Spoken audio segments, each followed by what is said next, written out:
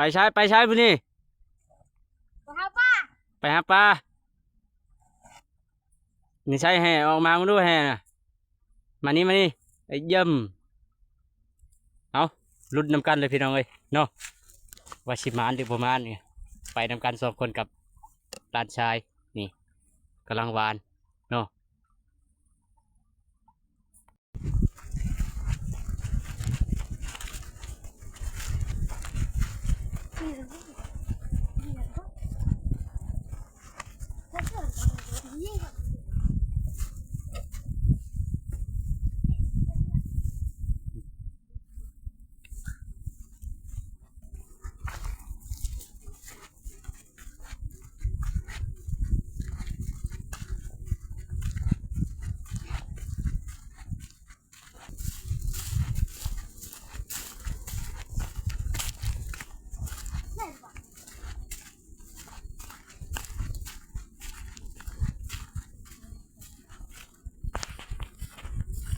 มันคำบอกนี่กำลังลงไปเลยเนาะเอามาลุ้นนำกันอีกพี่น้องเอ้ยนี่ชะโอ้ตัวเกิดแล้วไปแล้วหลานชาย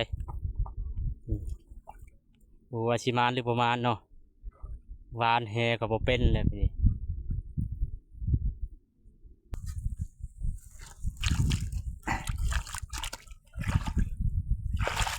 มา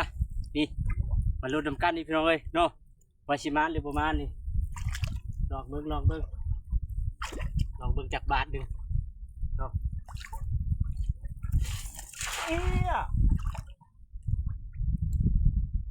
ตรวจหา เกาะกระเป๋าเลยโอ้บ่ได้หรอก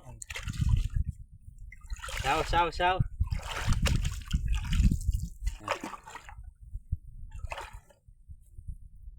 มาลุ้นบ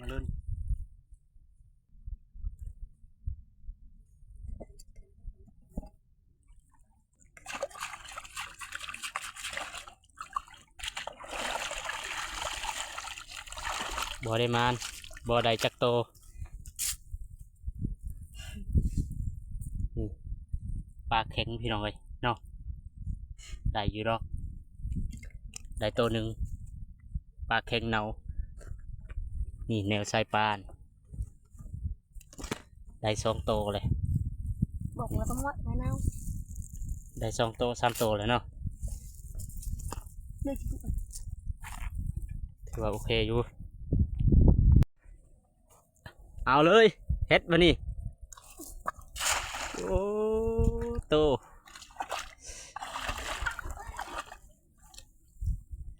มาลุ้นนำกันว่าชิมานหรือประมาณเนาะ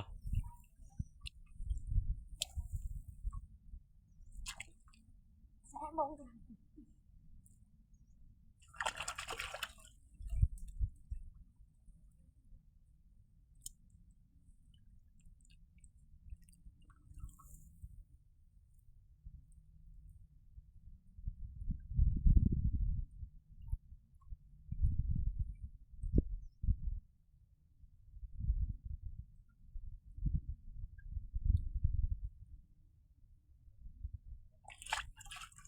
เนี่ยถึกแล้วพี่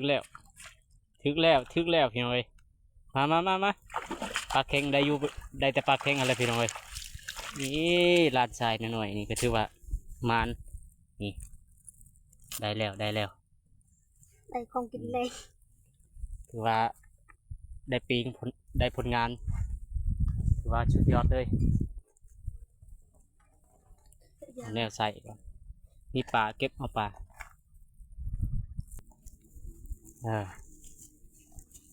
เบิ่งวิธีการที่ว่าคอยแนะนำนี่ให้พี่น้องเลยเนาะ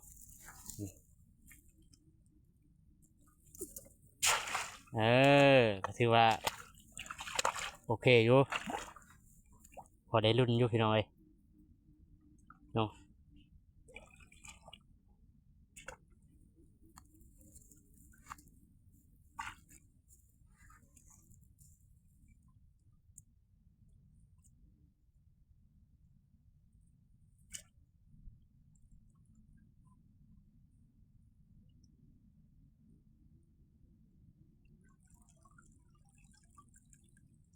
ได้แล้วพี่น้องเอ้ยเอาไปรุ่นน้ำกันพี่น้องเอ้ยนี่ไปหาบ่อน้ำใหญ่อีกนี่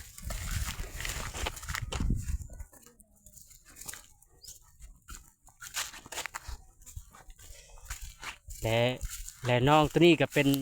น้องน้ำที่ว่าอันนั้นน้ำยังค้างเนาะ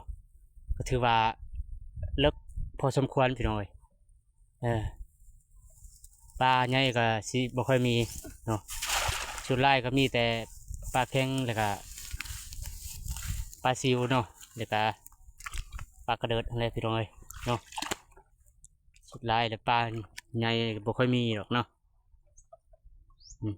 ทางเทิงทางควายเนาะหลายตัวอยู่ควายเขาเจ้าเนาะ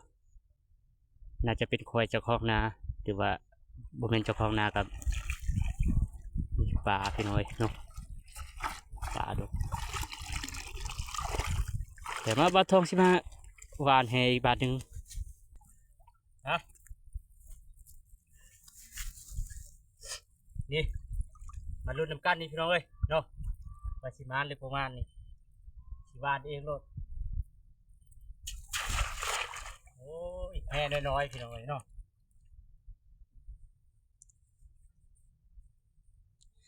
ว่าสิมาหรือประมาณเนาะเชื่อให้ถึกปลาคอเนาะสุดท้ายมีแต่ปลาคอพี่น้อยแล้วก็ปลาเค็งเนาะ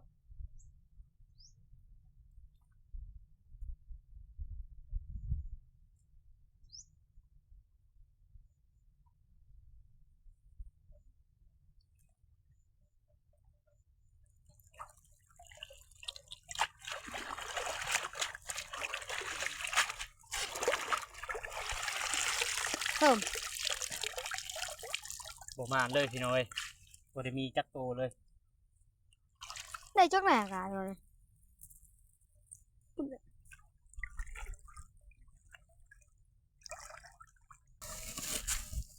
นี่มาลุ้นปลานี่พี่น้อยพวกมึงมีร้ายเนาะได้อยู่ได้ปลากระเดิดนี่แหละ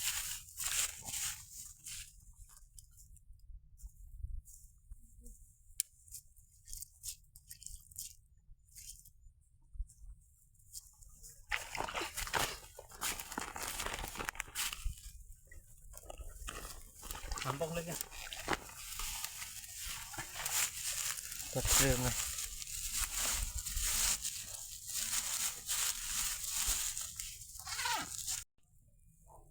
เอามาลุ้นแล้วกันนี่นี่ได้เยี่ยมถือว่าสุดยอดมาแนมหน้ามานี่นี่เยี่ยม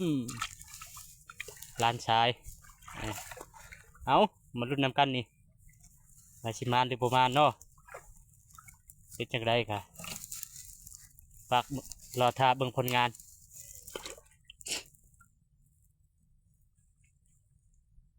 อยู่ได้คาเลยคาตอกไม่เลยพี่น้อยเนาะไปลุ่มน้ำ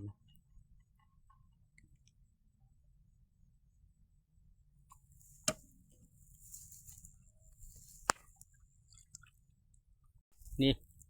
มารุ่นนี่วาชิมานหรือประมาณเนาะติดตามนำกันพี่น้อยเนาะว่ามือนี้สิได้ปลาลายชำไรหรือว่าบ่ได้เลยกะบ่เป็นยังเด้อพี่น้องเด้อแต่ว่าได้เลยปลาเค็ง2-3ตัว4-5ตัวเนาะก็ถือว่ามานแล้วแต่ว่าชุดไล่ดิปลาใหญ่นี่บ่ค่อยมีพี่น้องเนาะคาชิมีก็มีแต่ปลาข้ออะไรกะปลาเค็งเนาะปลาซิวนี่มีหลายไม่ได้บ่ได้มานเลยเนาะจังได้ก็ลุ้นกันไปนี่แหละพี่น้องเนาะเอา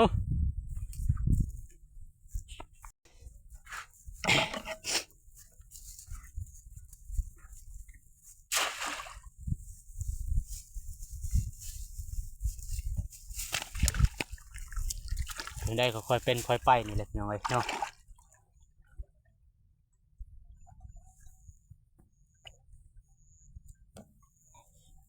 มาลุ้นนี่แล้ววานแฮมดมือนี่ว่าสิได้จักโตเนาะพอไล่ก็ให้ได้ปลาคอ2 ตัวก็ ถือว่าพอกินแล้วพี่น้องเอ้ย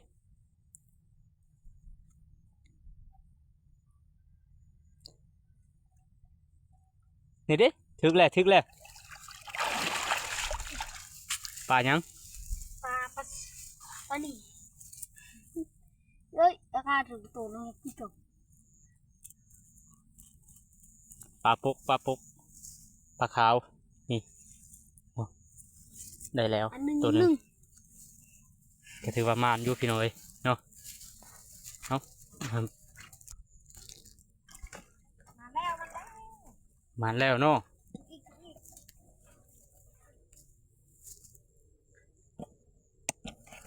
มานแล้วเพิ่นว่าเนาะ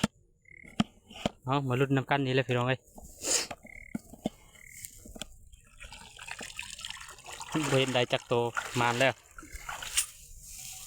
เดี๋ยวซื้อซะดิ เอาจะได้กันลุ้นเติมอีกนี่พี่น้อง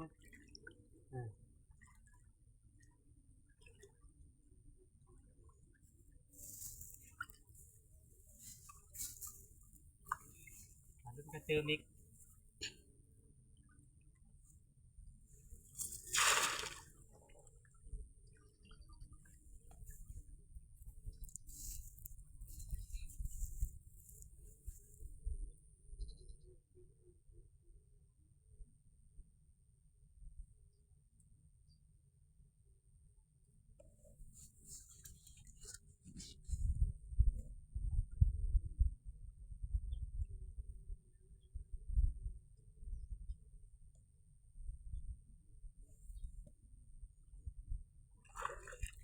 นั่นนี่อยู่พี่น้อง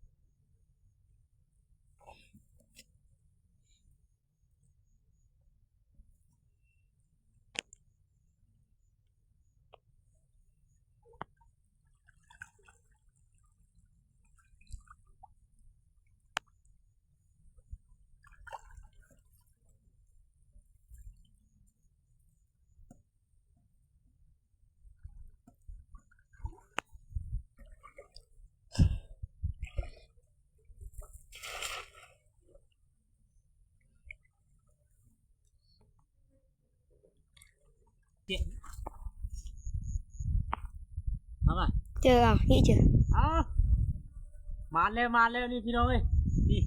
ปลาคอได้ปลาคอตัวบักไงดูถือว่ามาแล้วเอามาเอากระเป๋ามา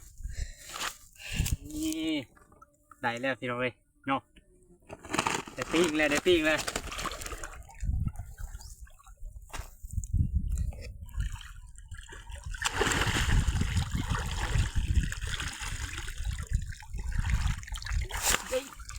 ขึ้นก้อนพี่น้องมาแล้ว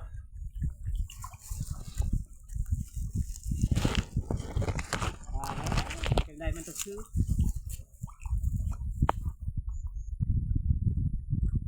เมื่อกี้นี่ก็ทึกกันหน่อยแต่ว่ามันออกเนาะมันหลุดออกหน่อย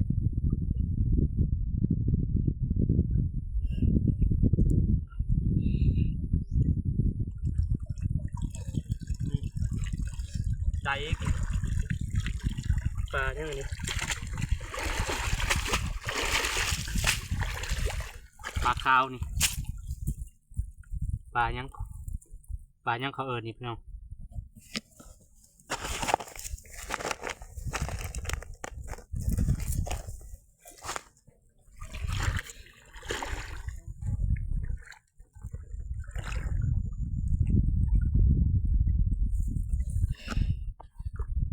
ไปพุ่น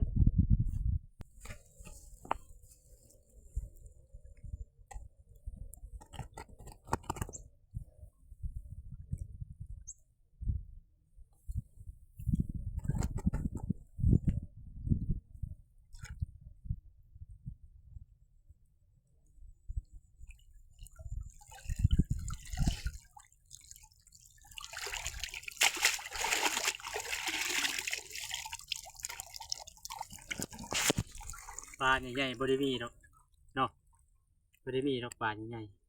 ๆปลาน้อยๆนี่เลยพี่น้องเนาะปลาขาวนี่เลยโต่อยแม่ยักษ์เด้อเอาปะ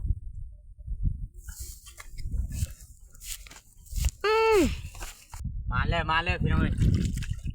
จับปลาคอเลยเย่รอบยังเย่มาลุ้นกันนี่ถ่ายเลยถ่ายเย่เป็นยังไงมาแล้วได้ปลาคอแล้วนี่พี่น้องเอ้ยนี่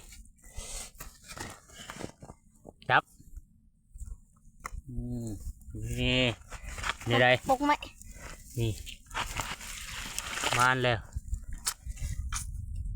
ได้ช่องโตเลยปลาคอเนาะถือว่ามานเอาลุยต่อลาดชายอีกบัดนี้ค่อยก็ถือว่า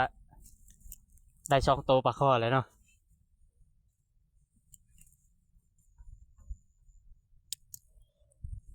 ได้ชายลาดชายอีกบัดนี้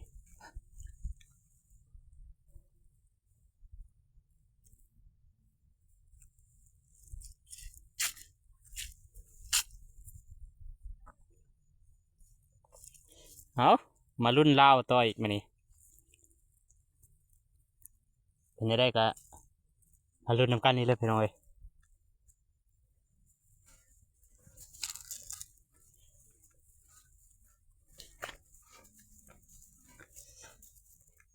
เบิ่งวิธีการวานแหของบ่าวเวียงชัยเนาะปีนี้ก็ยังบ่ทันได้เป็นบ่าวแต่ว่าปีหน้านี่ได้ใช้ชุดโกโก้เท่ๆโลดนี่หวานแล้วบัดนี้มาเอายกนิ้วโป้นี่เออ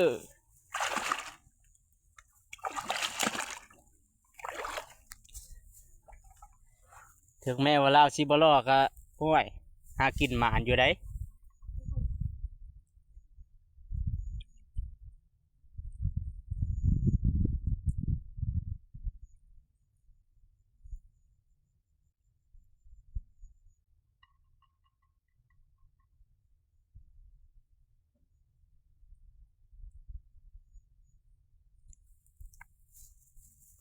เป็นอยู่ได้ถึกบ่ได้บ่มากเนาะถือว่าคนรอนี่หากินบ่มานบ่ถึกจักโตเลยพี่น้อย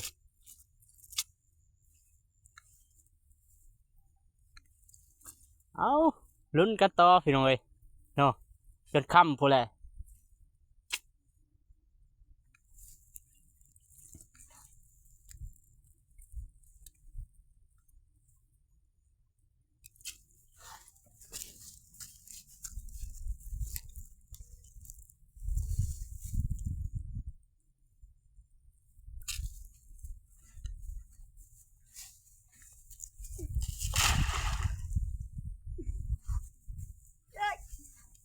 ละนี่ เอาขึ้นเลยนะนี่ไม่ใช่เอาขึ้นเลยตัวน่ะขึ้นไว้เทิงเลยโคลนขี้ต้มนี่เนาะ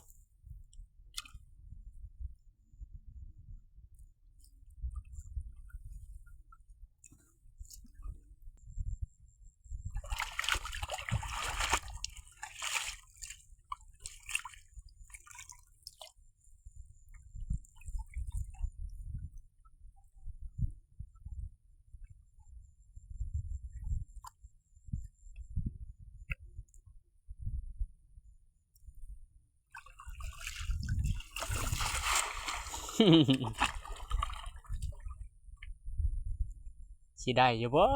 ปลานี่พี่น้องเอ้ย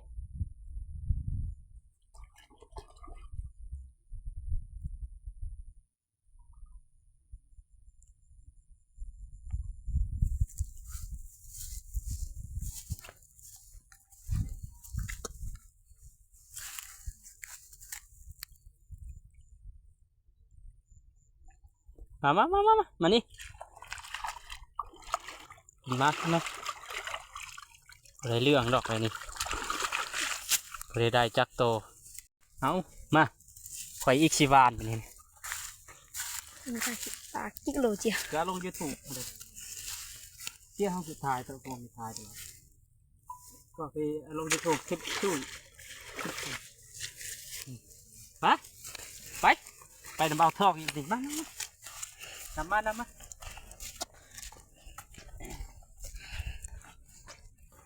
รุ่นนี่มารุ่นปลารุ่นโดดชิจับให้ได้ปลาคอชีฮาโตเมื่อปีมามาไป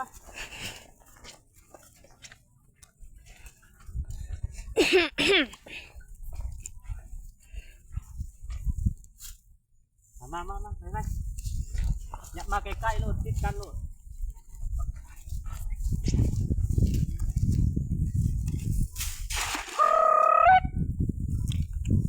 สุดยอดเลยเนาะนี่มาลุ่นเลยดิมานแท้แน่นอน รุ่นเด้อทุกคน นี่มา เบานี่เบาบักคือเจ็บนี่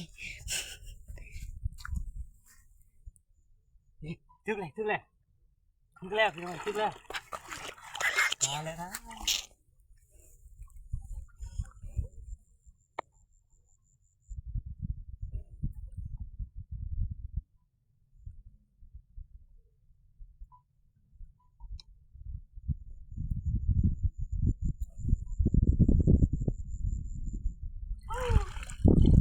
มาคอกับบักน้อยๆเฮียโอ้ยตกซ้ำ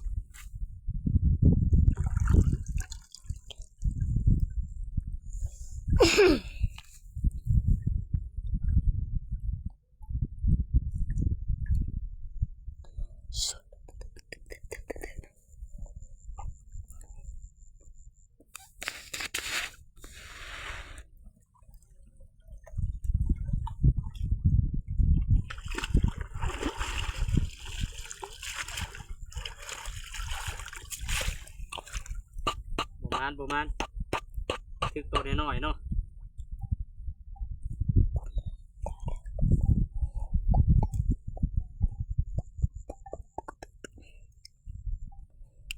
เอาบ่เป็นยังรุ่นเอาตัวใหม่อีกพี่น้อยเนาะเดี๋ยวตัวใหญ่โลด เอาเลย ง่ายเจ๊เอามูจังได้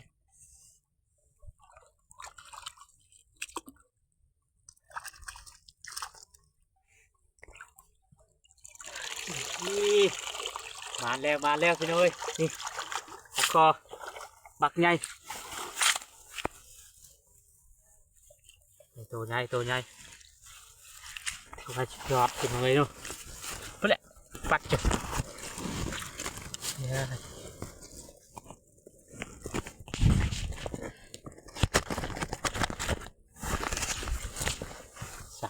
สามโตเลยได้เนาะถ้าจะได้ ถือว่ามานเลยเนาะได้3โตเลยพี่น้องเลยเนาะ4ประมาณเอ้าว่าได้พี่น้องเนาะได้5โตเลยปลาคอเนาะเอาแล้วสิมาดุนอีกต่อไปแล้วก็ก่อนสิเมื่อก็รีวิวเติมอีกเนาะว่าได้หลายจำได้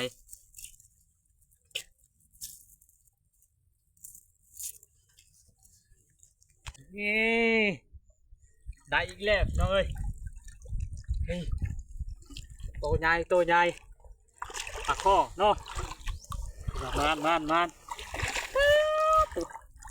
นี่จะกดกูจะหมดท้ายไม่ท้ายเลยอ่า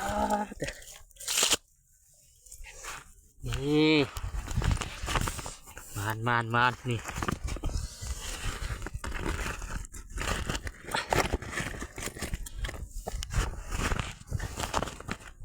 อุทักนี่ เอาแล้วก็ไปต่ออีกน้องหนึ่งเนาะนี่มาลุ้นว่าสิได้หรือบ่ได้เนาะเบิ่งท่าเลยคือสิบ่ได้ดอก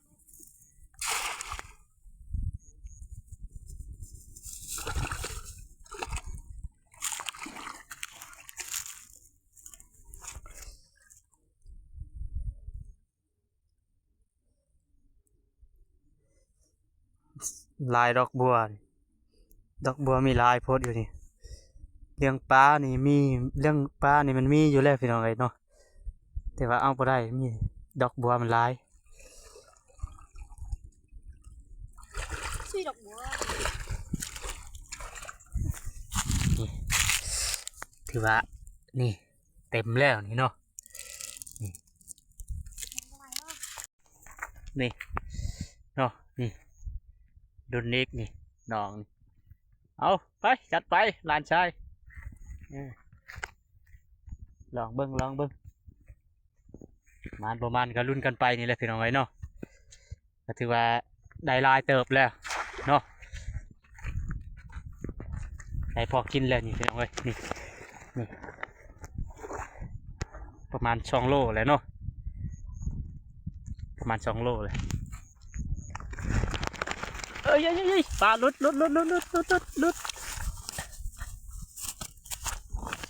แดงออกพี่น้องไว้เนาะนี่จะปลาขอเด้อปลาขอนี่ได้หลายประมาณ4 5 6 โต 7 โตนี่เลยพี่น้องไว้เนาะเอาเป็นจะได้กับรุ่นตอนสิกลับอะไรเนาะว่าสิได้หลายบ่หลายกับบัดสิเมื่อจังเอาให้เบิ่งเด้อพี่น้องเด้อแต่ว่านี่ก็ได้หลายอยู่แต่ว่ายังบ่ทันเมื่อเนาะบางเทื่อก็สิได้หลายกว่านี้เติมอีกเอารุ่นกันไปแล้วพี่น้องเอ้ยเนาะนี่มารุ่นนำกันนี่พี่น้องเอ้ยนี่เนาะถอกแล้วเรียบร้อยนี่ปลานี่ไอ้จักโตปลาคอนี่อยากเบิ่งปลาคอมีปลาคอน้อยและปลาคอใหญ่พี่น้องเอ้ยเนาะ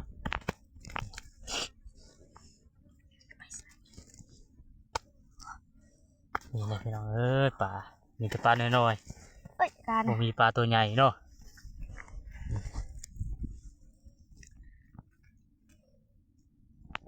นี่ก็ถือว่าพอได้กินอยู่เนาะนี่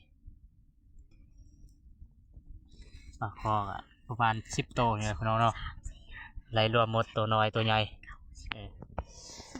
เอาสำนีเลยพี่น้องเอ้ยเนาะบรายหลายก็ถือว่าพอได้คุมกินเนาะเอา